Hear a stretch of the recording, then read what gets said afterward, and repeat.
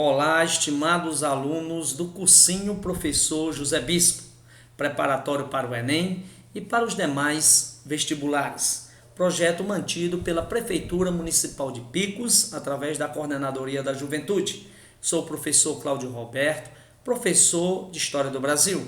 E vamos para a nossa aula de número 5, que traz como tema Brasil, crise do sistema colonial. Vamos aqui tratar das principais revoltas que aconteceram no Brasil durante o período colonial. Revoltas que ocorreram nos séculos 17 e 18 e estão distribuídas em duas categorias: as revoltas nativistas e as revoltas separatistas. As revoltas nativistas foram aquelas que aconteceram por insatisfações locais em relação a algum aspecto da política repressora e fiscal metropolitana. São revoltas que não tinham desejos separatistas, desejos de independência, emancipacionistas. Portanto, nominamos de revoltas nativistas. E lembramos as principais: a revolta de Beckman, 1684, Maranhão; Guerra dos Mascates, em Pernambuco, 1710, 1711; Revolta de Vila Rica, Minas Gerais, 1720. Essas são algumas das principais revoltas nativistas. E as revoltas separatistas foram aquelas que já tinham dentro de seus objetivos a independência política em relação a Portugal. Buscavam rompimento com a metrópole portuguesa. Podemos destacar, entre outras conspirações que aconteceram na segunda metade do século XVIII e início do século XIX, vamos lembrar da Inconfidência Mineira, o ano 1789, Conjuração Baiana, 1798, e Revolução Pernambucana de 1817, foi a última revolta separatista que ocorreu no Brasil antes da independência acontecer de fato, ano de 1822.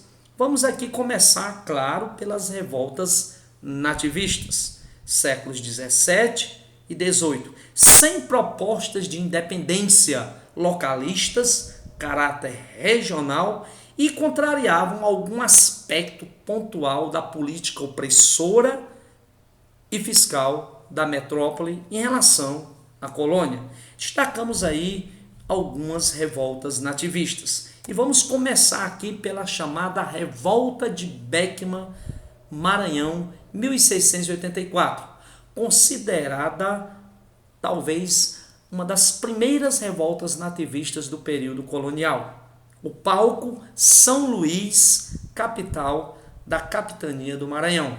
Essa foi uma revolta de elite, uma revolta elitista, isso mesmo. Os grandes latifundiários ligados à produção de algodão no Maranhão estavam revoltados contra os jesuítas, que proibiam a escravização dos índios, e estavam revoltados também contra a Companhia de Comércio do Maranhão, uma empresa que tinha um monopólio concedido pela coroa portuguesa, um monopólio comercial sobre a capitania do Maranhão.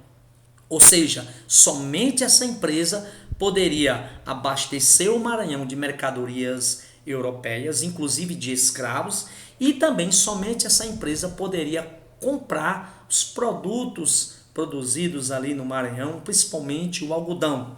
E como tinha um monopólio, é claro que essa empresa ela comprava os produtos com preços mínimos e só abastecia o Maranhão com produtos de um preço altíssimo, além dessa empresa falhar no abastecimento de escravos no Maranhão. E quando os latifundiários iam escravizar os índios, tinham os jesuítas como obstáculo. E assim, em fevereiro de 1684, aproveitando-se da ausência do governador do Maranhão, da capitania do Maranhão, os grandes latifundiários, liderados aí pelos irmãos Beckman, os irmãos Manuel e Tomás Beckman, que deram nome ao movimento.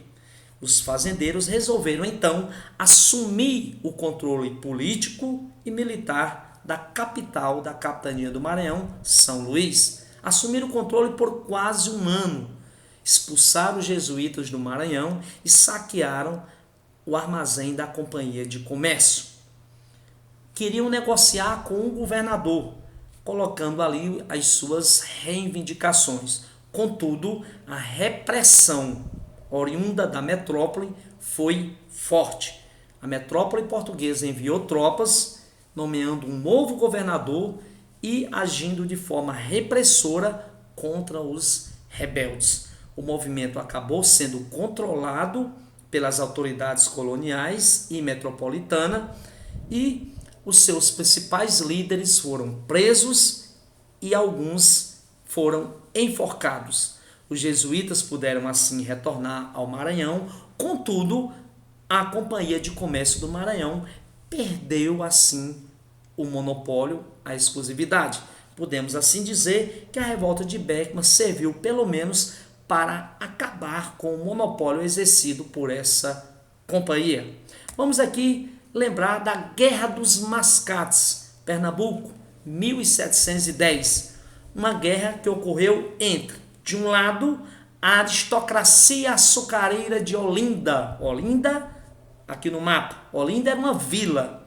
E, do outro lado, os comerciantes portugueses de Recife. Isso mesmo, naquela oportunidade, Olinda era a vila. Olinda, bem mais antiga que Recife, surgiu em torno de engenhos e ganhou a categoria de vila bem mais cedo. Recife pertencia à vila de Olinda. Recife era o porto onde o açúcar produzido em Olinda era exportado. A guerra se deu quando os comerciantes de Recife exigiram da coroa portuguesa a elevação de Recife à categoria de vila, sendo prontamente atendidos. Assim, a aristocracia açucareira de Olinda, insatisfeitos porque perderiam os impostos locais de Recife, resolveram reagir à elevação de Recife à categoria de vila. A aristocracia se deslocaram até Recife com a intenção de destruir o pelourinho, que era o símbolo da fundação da vila, da elevação do lugar à categoria de vila. Há o conflito entre os senhores de engenho de Olinda e os comerciantes de Recife. Foi necessário as autoridades coloniais intervir no movimento, intervir no conflito, e o resultado final é que Recife não somente foi confirmado com a autonomia de vila, mas acabou também por se tornar a capital da capitania de Pernambuco no ano de 1714. Essa é a chamada Guerra dos Mascates, que recebe essa denominação, um termo pejorativo dado pela aristocracia açucareira de Olinda. Outros movimentos que podemos também lembrar: a Guerra dos Emboabas, Minas Gerais, uma guerra que colocou de um lado os bandeirantes paulistas, descobridores das primeiras jazidas, e os forasteiros que iam chegando à região. Essa revolta nós tratamos de forma detalhada quando explicamos o ciclo minerador. Essa guerra houve a intervenção das autoridades que pacificaram a região e assim as autoridades resolveram assumir todo o controle fiscal e as regras de distribuição das jazidas. Temos também a revolta de Vila Rica, que foi uma revolta causada por insatisfação dos mineradores contra o excesso da fiscalização metropolitana em relação à atividade mineradora, principalmente contra a instalação em Vila Rica, atual Ouro Preto, de uma casa de fundição naquela vila. A revolta resultou na reação enérgica das autoridades de forma repressora. Seus principais líderes foram presos e o principal líder, que também deu nome à revolta, Felipe dos Santos, acabou sendo executado. Esse movimento também nós tratamos de forma mais detalhada na aula sobre o ciclo minerador. Vamos também lembrar que ocorreram ao longo do período colonial revoltas indígenas. Os índios se revoltavam contra a escravidão, contra os maus tratos, contra a ocupação de seus territórios, e havia constantemente atritos entre indígenas e portugueses. Vários conflitos aconteceram durante todo o período colonial. Também aconteceram tantas revoltas de negros contra a condição de escravidão, contra também os maus tratos, e várias iniciativas aconteciam em relação a esses negros. Iniciativas individuais, fugas, suicídios, abortos, assassinatos de senhores e feitores, sabotagem de máquinas, motins, queima de plantações. Contudo, as iniciativas mais recorrentes eram as coletivas, as fugas e a formação de quilombos, que eram aldeamentos de escravos que fugiam. Ao longo do período colonial, vários quilombos foram formados ao longo do sertão do interior do Brasil. Dentre eles, lembramos Palmares, que resistiu ali por 60 anos aproximadamente às várias investidas das autoridades coloniais, sendo esse quilombo destruído no finalzinho do século XVII, quando uma expedição comandada por Domingos Jorge Velho acabou por destruir o quilombo dos Palmares. Também vamos aqui trabalhar agora as principais revoltas emancipacionistas. Segunda metade do século XVIII e primeira metade do século XIX, o Brasil colonial vivenciou um fervor de conspirações emancipacionistas. O objetivo era a separação política em relação a Portugal, era a independência, movimentos de caráter republicanos e influenciados por movimentos externos, como a filosofia iluminista, que chegavam no Brasil através de estudantes brasileiros que estudavam em Lisboa e Coimbra e acompanharam de perto a filosofia iluminista, que combatia os governos absolutistas, um movimento iluminista que desenvolvia ideias de cunho liberal e influenciou esses movimentos. Assim, influenciados pelo iluminismo, também influenciados pela independência dos Estados Unidos e pela Revolução Francesa.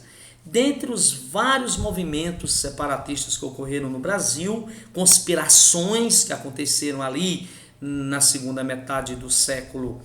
na primeira metade do século XIX, segunda metade do século XVIII e primeira metade do século XIX, podemos, dentre as várias conspirações, lembrar 3 principais movimentos: a Inconfidência Mineira, a Conjuração Baiana ou Revolta dos Alfaiates e a Revolução Pernambucana de 1817.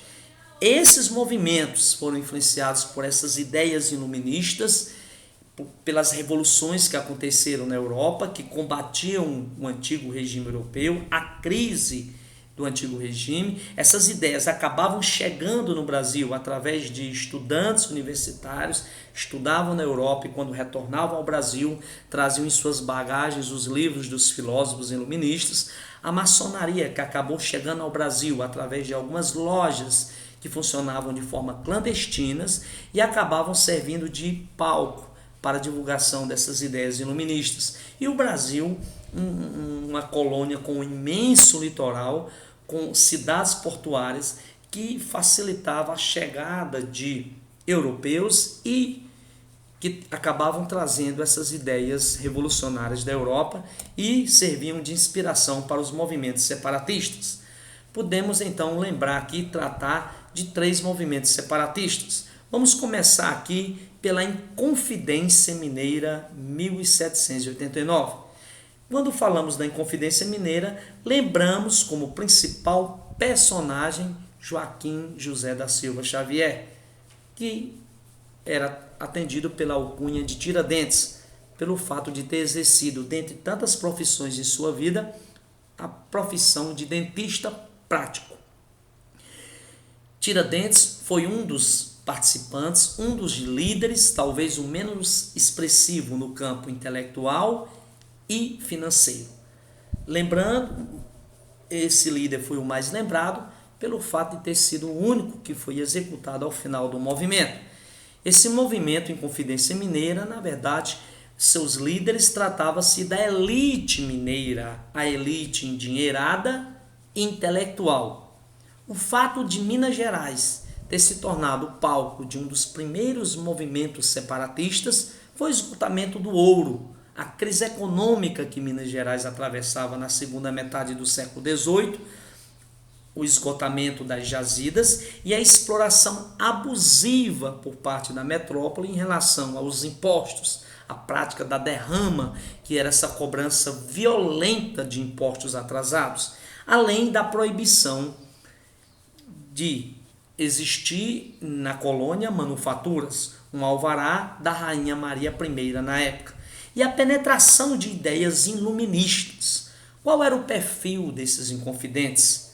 Eram ricos em sua maioria, ricos proprietários, intelectuais, muitos haviam estudado na Europa, portugueses intelectuais que residiam no Brasil, poetas, jornalistas, padres, militares, sua maioria ricos. Assim, podemos dizer que a Inconfidência Mineira foi um movimento de caráter elitista. Podemos citar alguns de seus líderes: Cláudio Manuel da Costa, Tomás Antônio Gonzaga, Alvarenga Peixoto, Joaquim José da Silva Xavier, talvez, como nós dissemos, o menos expressivo no campo intelectual e financeiro. Os objetivos da Inconfidência Mineira era a proclamação de uma república, era o fim do pacto colonial, também almejava o desenvolvimento de manufaturas na colônia, a fundação de universidades. Chegaram a, de fato, fazer uma bandeira, a bandeira da Inconfidência, que tinha como lema, em latim, libertas quae será também, liberdade ainda que tardia. Aqui podemos observar a presença, a imagem de alguns de seus principais líderes, poetas, Tomás Antônio Gonzaga, escritores, poetas, era a elite intelectual, Cláudio Manuel da Costa. E quais os planos dos inconfidentes?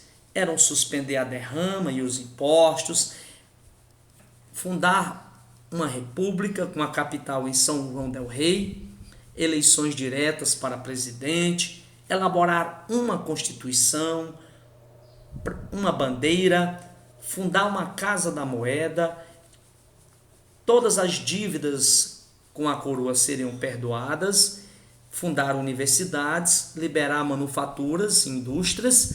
Contudo, existiam alguns pontos de controvérsia entre os líderes. Podemos citar a questão da abolição da escravidão.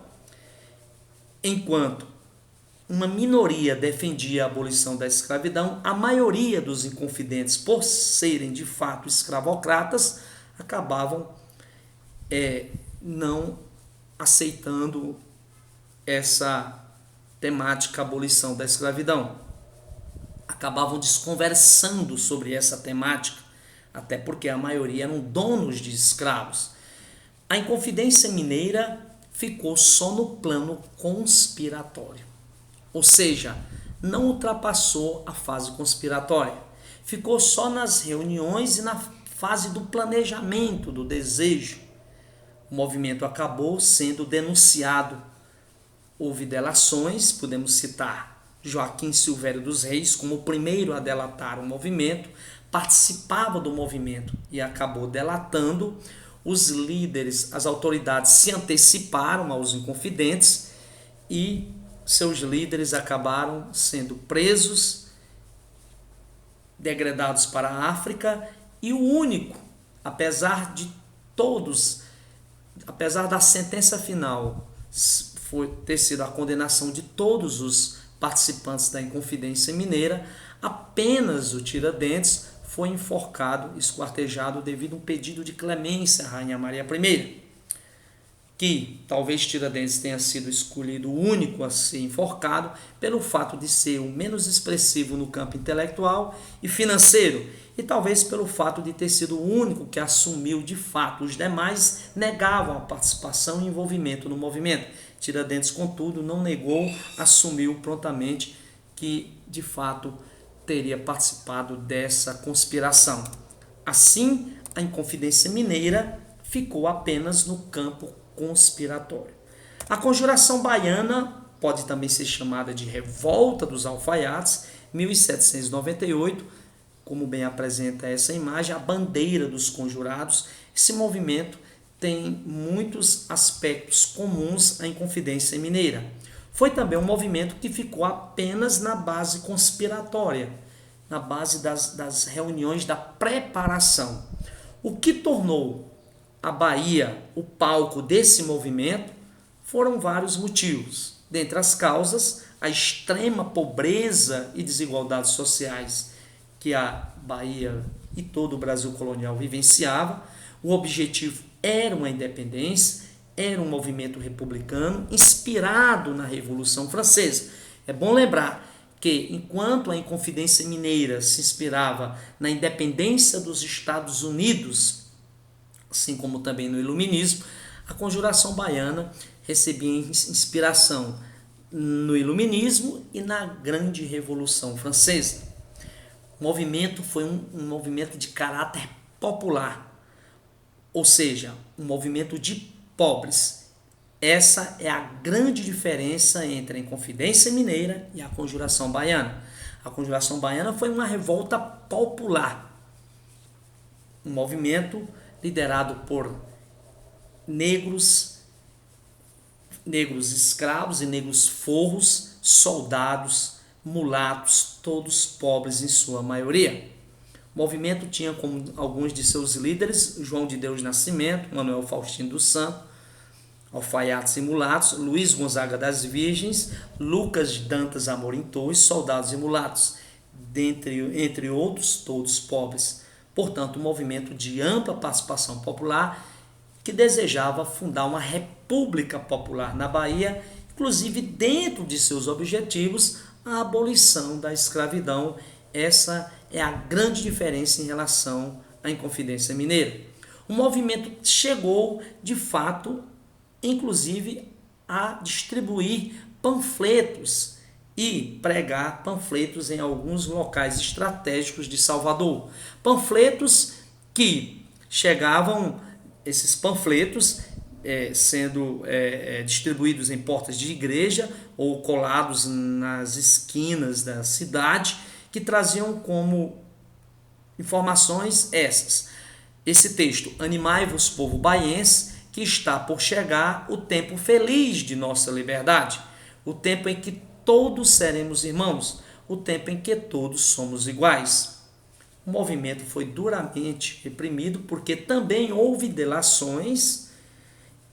Talvez a divulgação desses panfletos contribuiu para que as autoridades pudessem se antecipar. Houve uma enorme investigação, uma devassa, delações, prisões, exílio e a execução de 4 líderes: Lucas Dantas, Manuel Faustino, Luiz Gonzaga e João de Deus foram enforcados em praça pública. Essa foi a Conjuração Baiana, ou Revolta dos Alfaiates. Recebe-se o nome Revolta dos Alfaiates pela participação de alguns profissionais dessa área, alfaiates.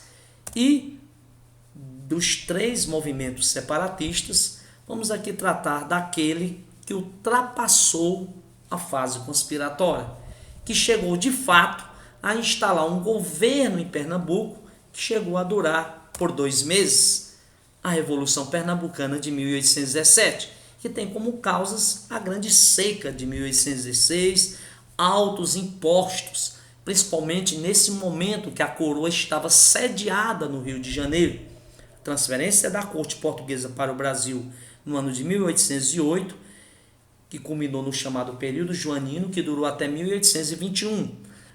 Para sustentar a luxuosidade da corte no Rio de Janeiro e toda a estrutura, foi necessário aumentar bastante os impostos, e isso foi um dos motivos que levou a essa revolta, além da influência de ideias libertárias, ideias que penetravam no Brasil, além do movimento iluminista, da Revolução Francesa, da independência dos Estados Unidos. O movimento chegou a ultrapassar a fase conspiratória, tomar o poder por 2 meses, instituir um governo provisório. Contudo, a reação da coroa foi impiedosa, que estava sediada no Rio de Janeiro.